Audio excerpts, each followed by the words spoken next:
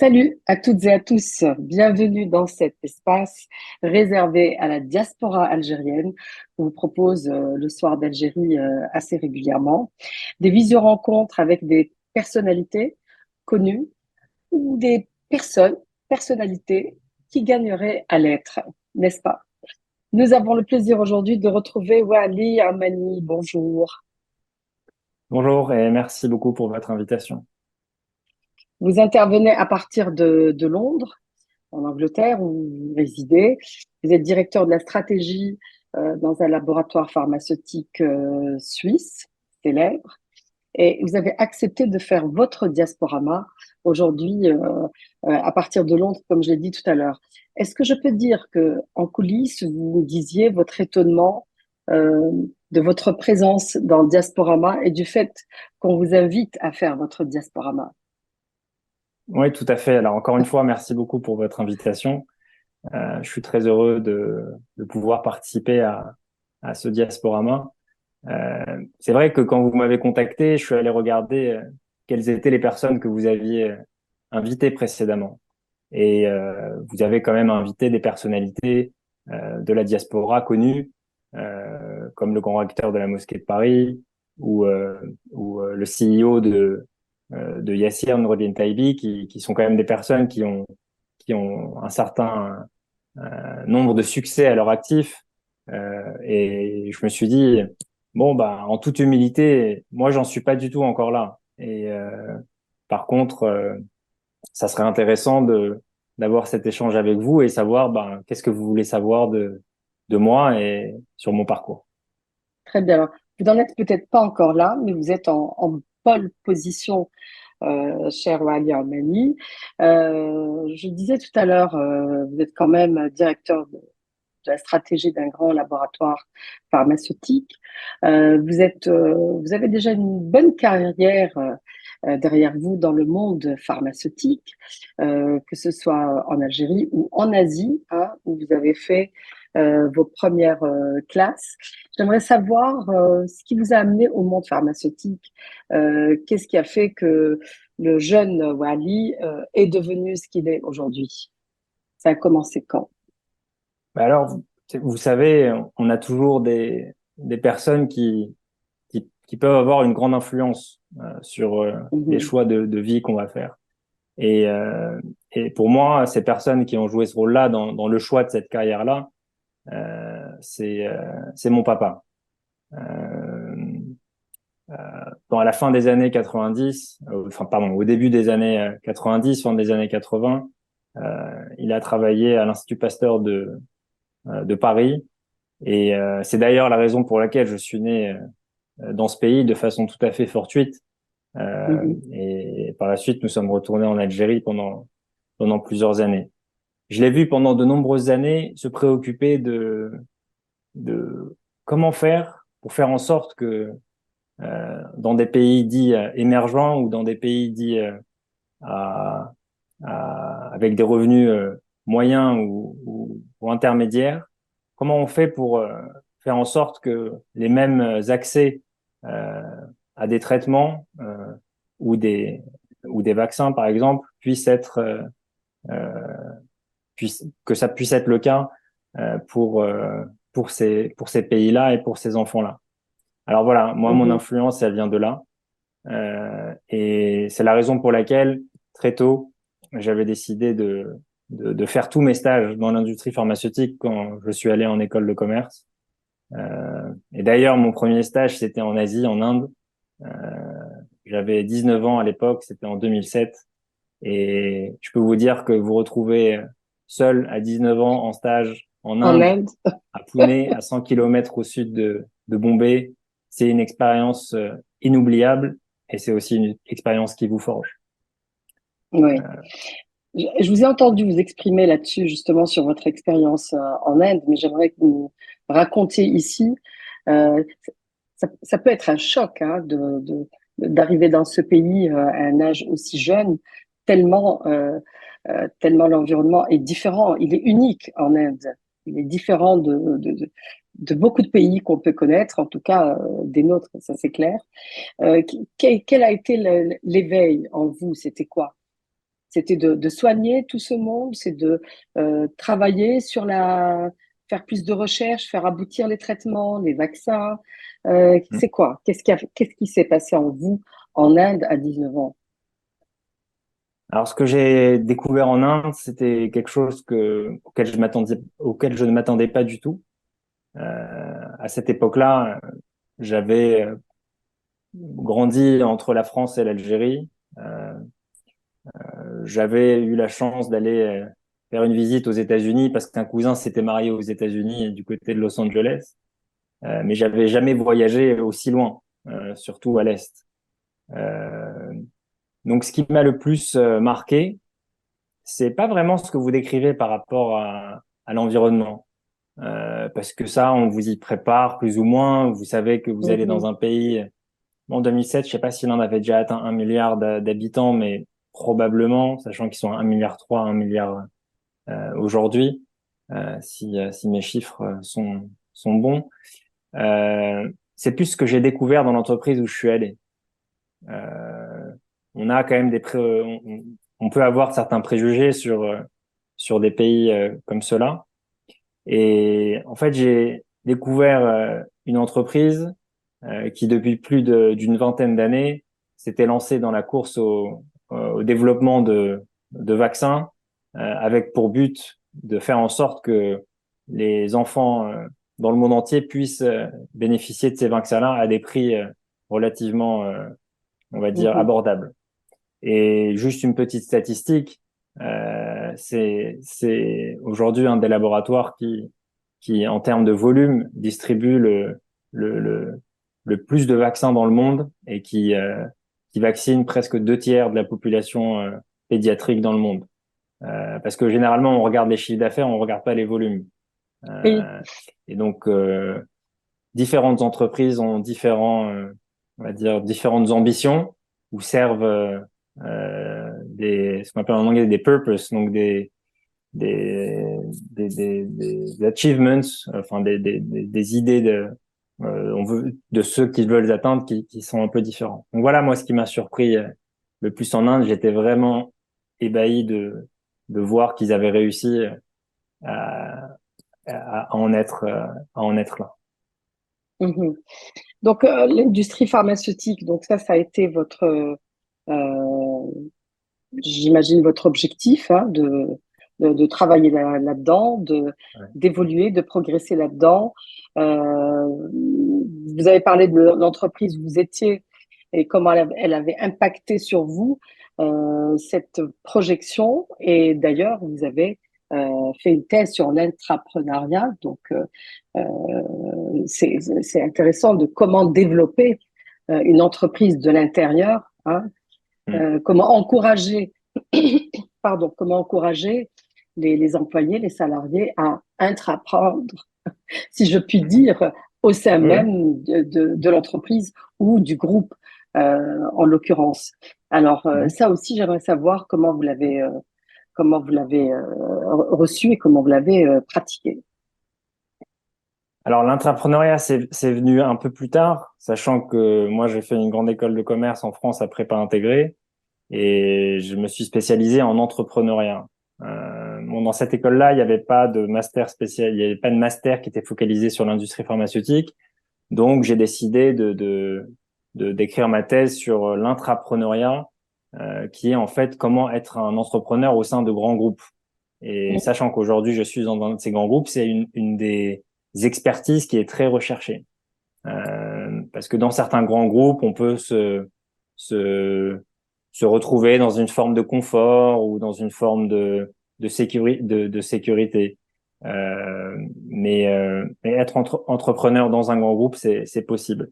Mais peut-être que je reviens un peu en arrière. Je me souviens d'une phrase que m'avait dit un de mes mentors de stage là-bas, parce que je lui disais, il m'avait donné une mission. En gros, il voulait exporter certaines de leurs molécules hors vaccin en Europe.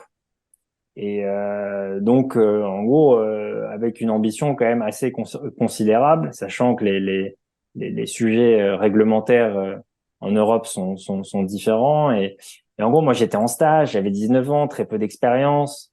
Et c'est vrai que Il m'avait dit, bah, tu vas faire toute une analyse de quelles sont les entreprises avec lesquelles on pourrait travailler en Europe et tu vas les contacter. Et je lui avais dit, mais tu sais, voilà, moi, je suis un stagiaire, je vais contacter des entreprises comme ça. Je sais pas vraiment si elles vont me répondre. Et il m'a dit une phrase, et je suis obligé de la dire en anglais parce que ça se traduit pas vraiment en français. Enfin, ça se traduit, mais ça n'a pas forcément le même impact. Il m'a dit, We are hungry of business. If they are hungry of business, they will reply. Et Oui. moi, cette phrase, en gros, ben, elle m'a vraiment marqué. Et, et c'est de là aussi que part mon envie d'être vraiment très actif dans tous les rôles que, que j'ai pu prendre à travers toutes ces années-là, sans subir des stratégies qu'on peut nous donner et toujours être proactif, toujours être créatif et toujours proposer des idées, parfois de faire les choses différentes. Euh, Après, j'avais lu un livre qui s'appelle La Terre est plate de Friedman, qui parlait de l'Inde et la Chine. Et c'est d'ailleurs la raison pour laquelle je suis allé faire mon échange de quatrième année d'école à Shanghai.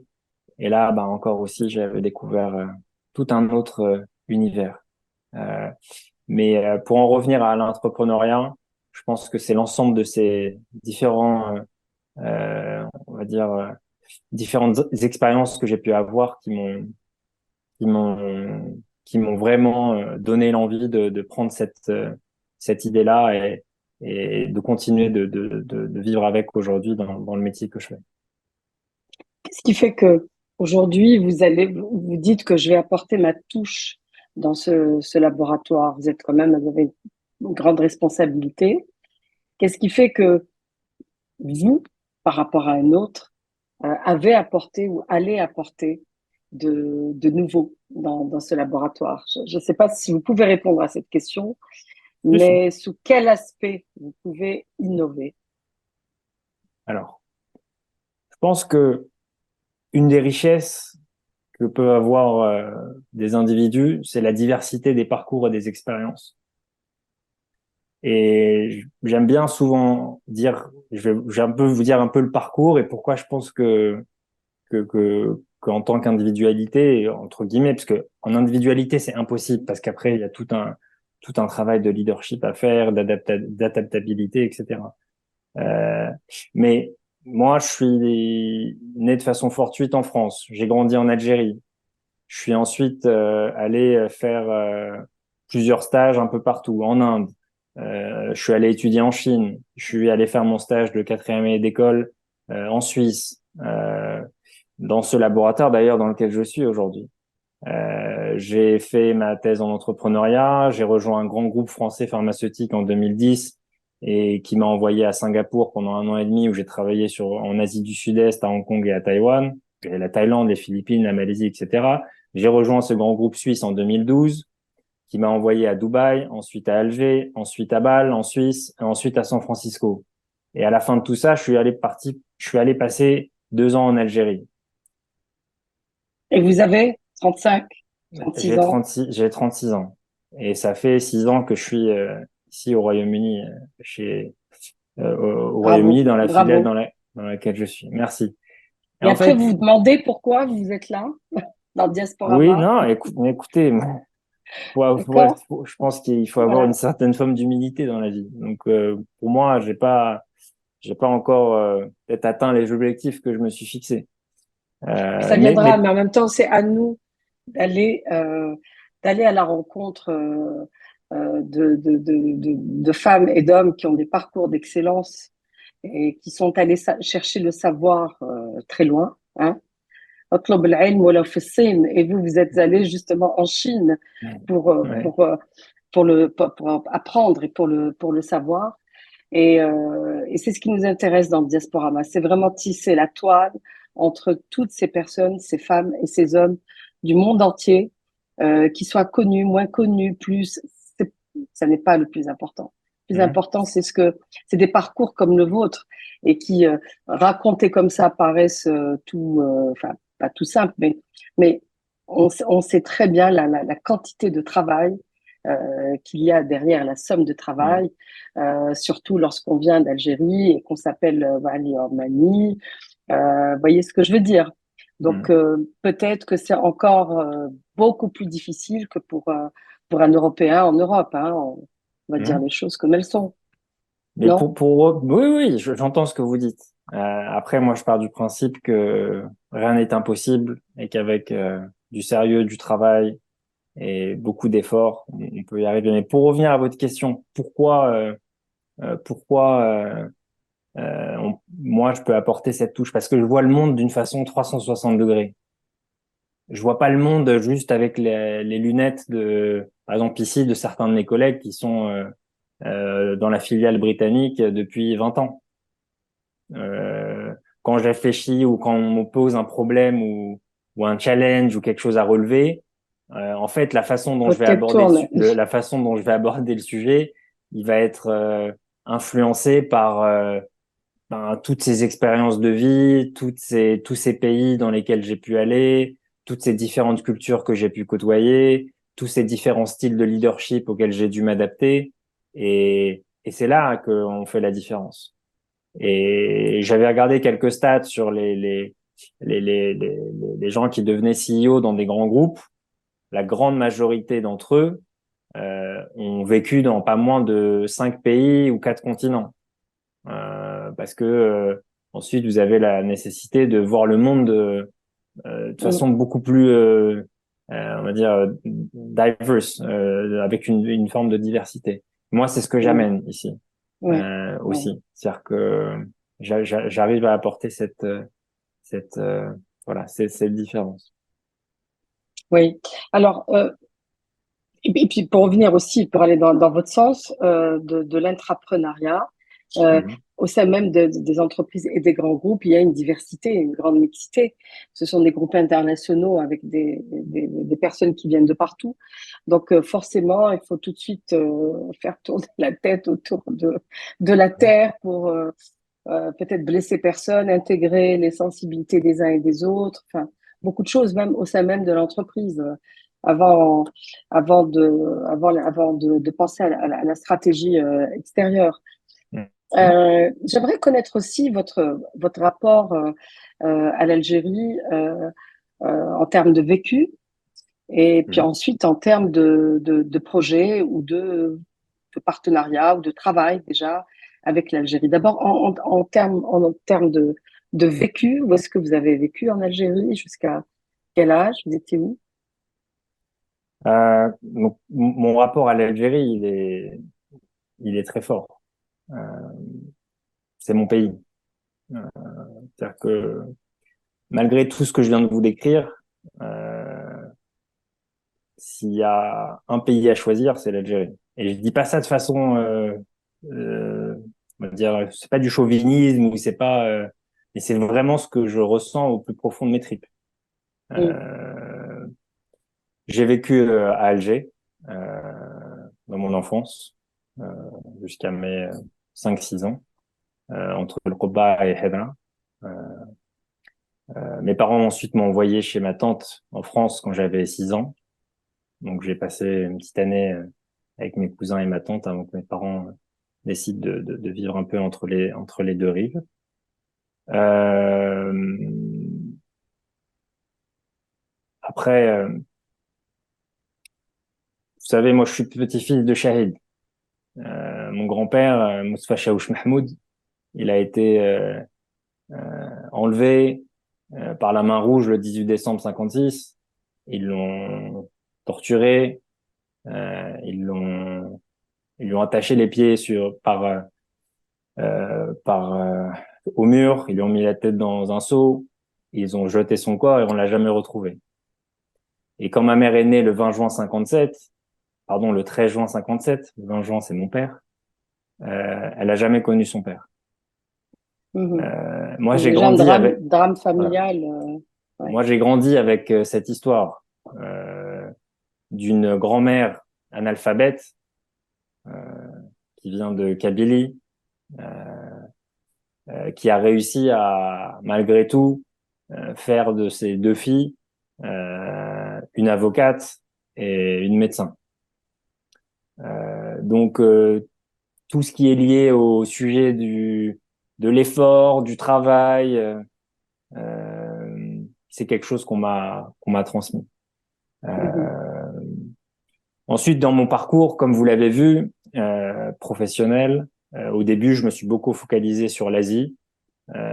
J'étais très intéressé par cette région-là. Ensuite, j'ai fait un peu de Moyen-Orient. Je suis allé en Algérie aussi pendant un des programmes que j'avais fait dans mon entreprise. J'y suis allé. Après, j'étais à San Francisco et on m'a dit, tu veux faire quoi? Tu veux rester ici aux États-Unis ou tu veux aller en Algérie pendant quelques années? Bah, je suis allé à Alger. Tout le monde m'a dit que j'étais fou parce que j'étais à San Francisco, dans la Silicon Valley. Mais en fait, je pensais vraiment que la valeur ajoutée que je pouvais apporter, elle était beaucoup plus élevée en Algérie que la valeur ajoutée que je pouvais amener aux États-Unis. Donc, je suis venu pendant 2 ans. J'ai, c'était une expérience vraiment incroyable. Euh, d'ailleurs, j'y ai rencontré ma femme de façon complètement par hasard. Donc l'Algérie m'a beaucoup donné, peut-être le plus Mhm. important. Euh, Mes racines, ma famille et aussi la famille que j'ai pu construire. Donc ensuite on s'est mariés, on a eu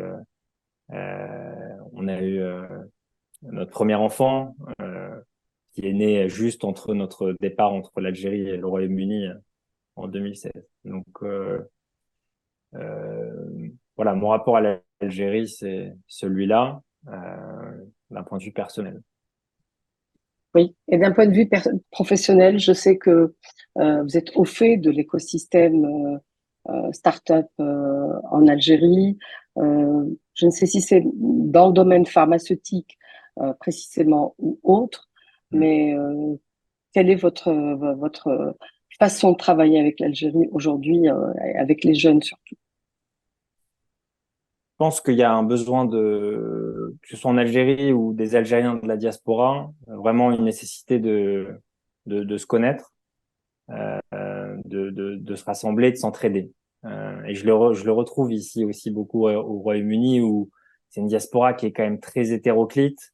Euh, Mhm. et, euh, et se retrouver, d'ailleurs, samedi dernier, on a eu un petit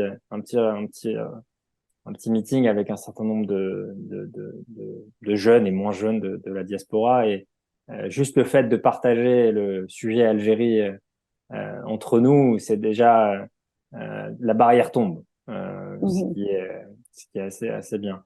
Après, j'ai investi dans une startup qui est pas du tout dans le domaine de l'industrie pharmaceutique. Euh, donc ça, c'était il y a quelques années. Euh, donc ça, c'est une des choses que j'ai faites. Je pense Mhm. que le mythe, et j'ai fait ça parce que bon, aujourd'hui, ça fait 6 ans, bientôt 7 que je suis là. Euh, Est-ce que je projette de retourner en Algérie, d'aller vivre, de déplacer toute ma famille maintenant, je sais pas. J'ai des idées, j'ai des projets en tête, euh, mais je me dis que la diaspora peut contribuer au pays sans forcément y retourner, on va dire de façon euh, d'un retour, avec cette idée du retour.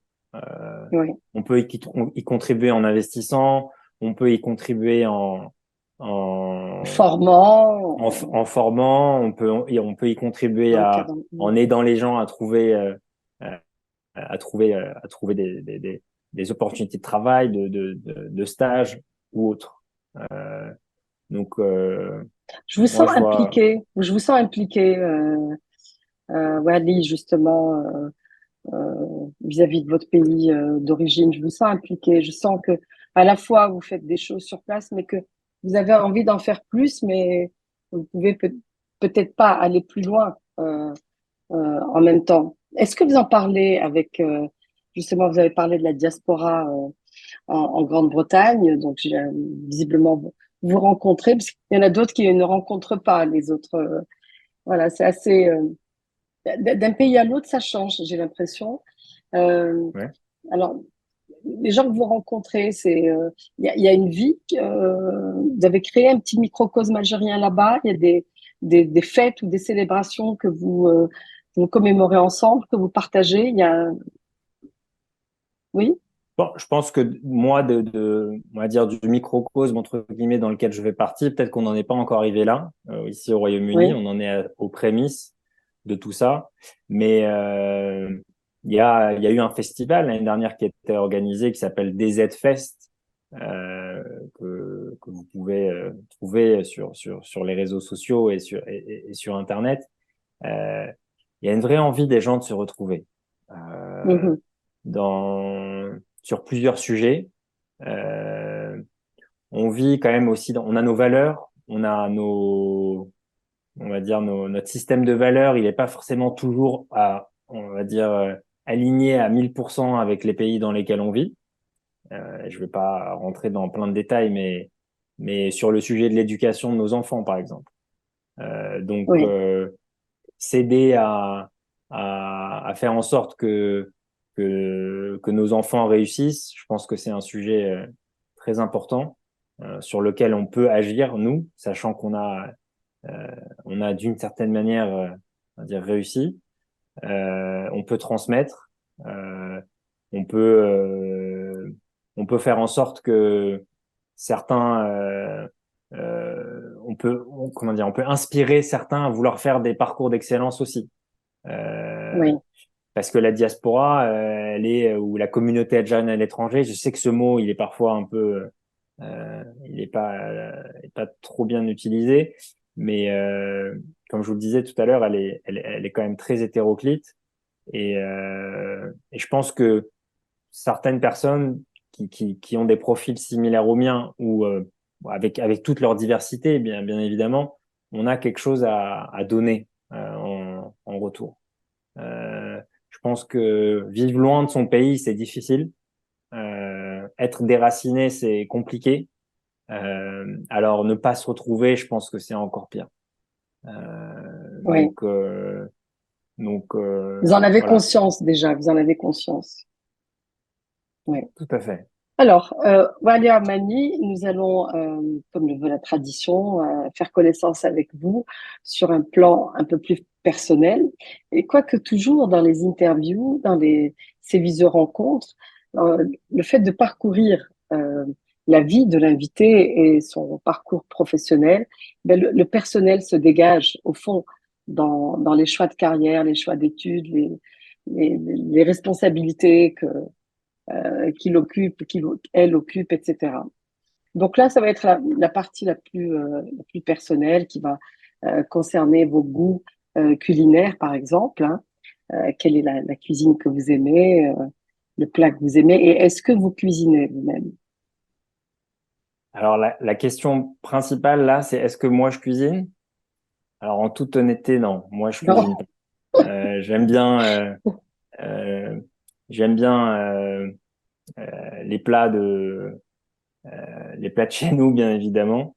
Mais non, Oui, personnellement, je ne cuisine pas. C'est un sujet auquel je me suis pas encore vraiment confronté, disons. d'accord. Alors, quelle est la cuisine que vous aimez, le plat que vous aimez, Alors, mon plat surtout? préféré, c'est le ch'ta. Euh, Mhm. je pense que si on Achète me beurre demande, aussi. voilà, si on me demande, comme ma mère quand je viens à Alger ou mes parents quand on se rencontre, le plat qu'elle me prépare, c'est celui-là. Et d'ailleurs, mon épouse, qui est aussi algérienne, a- qui est elle d'origine de Boussaada et de Rsal Chelala, qui est une ville dans la wilaya de Tiaret. Elle Mhm. a, elle s'est aussi, euh, elle a appris à faire le shta, donc parfois elle me fait cette petite surprise de temps à autre. Donc, plus le shta que le couscous, c'est ça que vous voulez dire?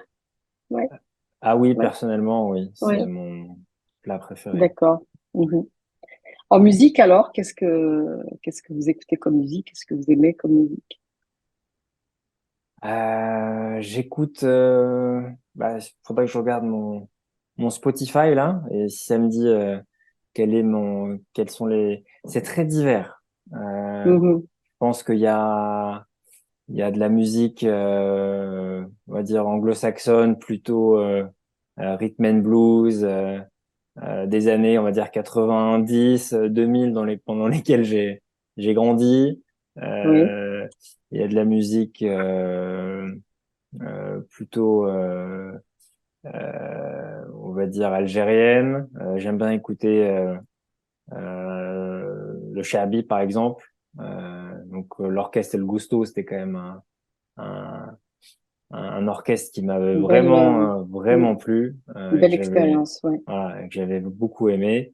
Et j'écoute aussi pas mal de musique, beaucoup de musique française.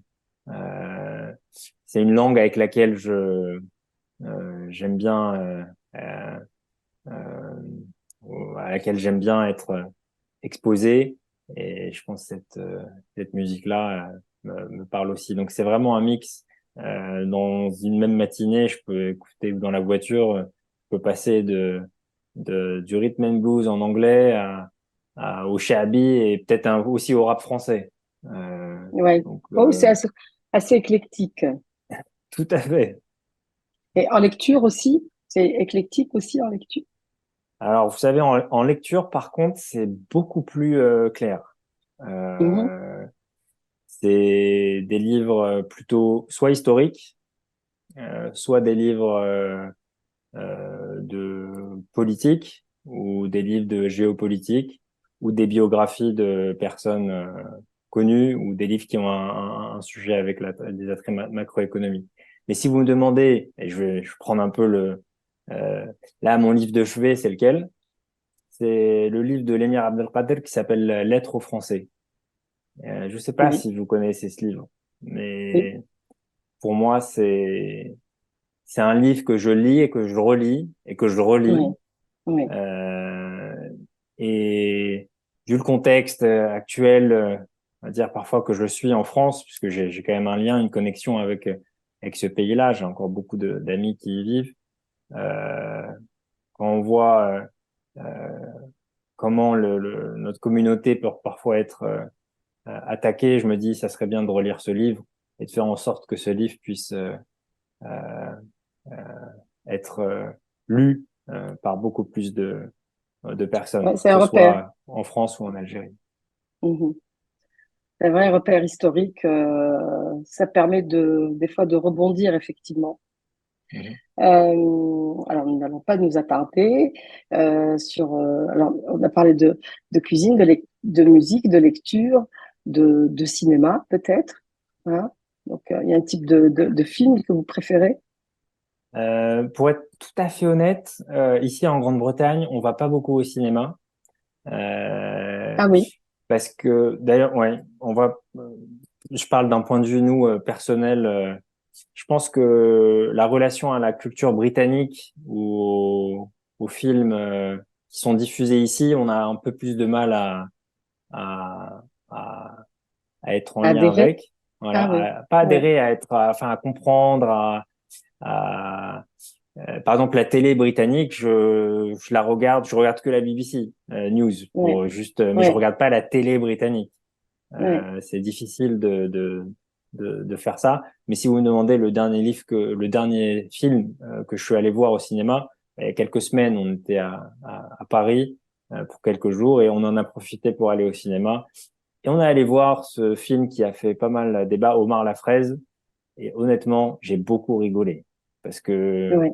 je pense qu'il y a eu beaucoup de critiques, mais moi, je l'ai vraiment pris au 8e degré et, et j'ai rigolé. Mais j'ai aussi apprécié le fait de voir ces images, certaines belles images dans le film D'Alger. Mhm. d'Alger et de l'Algérie. Et j'étais Ouais, content de voir ça dans un cinéma. ouais. Euh, Wally, est-ce que vous vous souvenez du jour où vous avez quitté l'Algérie lorsque vous étiez enfant?